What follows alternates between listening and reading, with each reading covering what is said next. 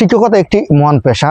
এই পেশাকে আমাদের উচিত সম্মান করা। আমাদের সমাজে এমন অনেক মানুষ রয়েছে যারা শিক্ষককে সম্মান করতে জানে না। ঠিক এই জায়গা থেকে তারা জীবনে সফল হতে পারে না। যে ছাত্র শিক্ষককে কোনো কারণে কোনোদিন অসম্মান করেছে, জীবনে কোনো না কোনো সময় সে অনুতপ্ত হতে বাধ্য, কারণ সে জীবনে সফল না হওয়ার পিছনে মূল কেন্দ্রবিন্দুটাই হচ্ছে তার শিক্ষকের সাথে বেয়াদবি করার ফল। একজন শিক্ষক তার মূল উদ্দেশ্যই হচ্ছে তার শিষ্যদেরকে শিক্ষা দেওয়া। সারাটা জীবন তিনি এই শিক্ষকতার মাধ্যমে কাটিয়ে দিচ্ছেন।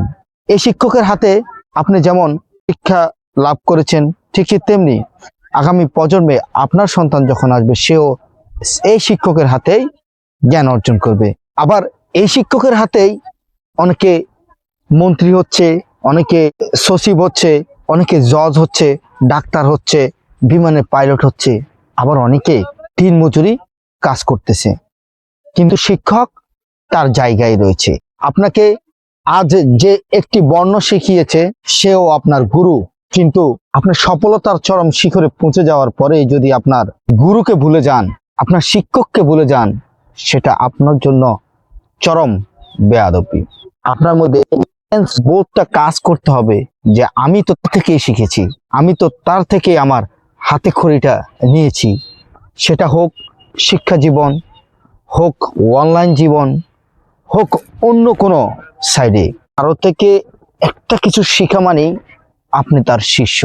আজ আপনি অনেককে কিছু করতে পেরে, নিজে সফল হতে পেরে শিক্ষককে অপমান করবেন, দিন দেখবেন আপনার এই সফলতা, আপনার এই আভিজাত্য যে দাপট, এটা চুরমার হয়ে যাবে। সেটা হয়তো আপনি অনুধাবন করতে পারবেন না কেন, কি জন্য এমনটা হয়েছে।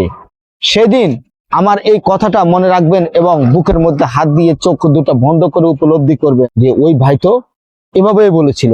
যদি ভিডিওটি ভালো লাগে অবশ্যই ভিডিওটাতে একটি লাইক দিয়ে দিবেন। মোহাম্মদ তাজুল ইসলাম ফেসবুক প্রোফাইলের সাথে সদা সর্বদা জুড়ে থাকবেন। আসসালামু আলাইকুম ওয়া রাহমাতুল্লাহি ওয়া বারাকাতুহু।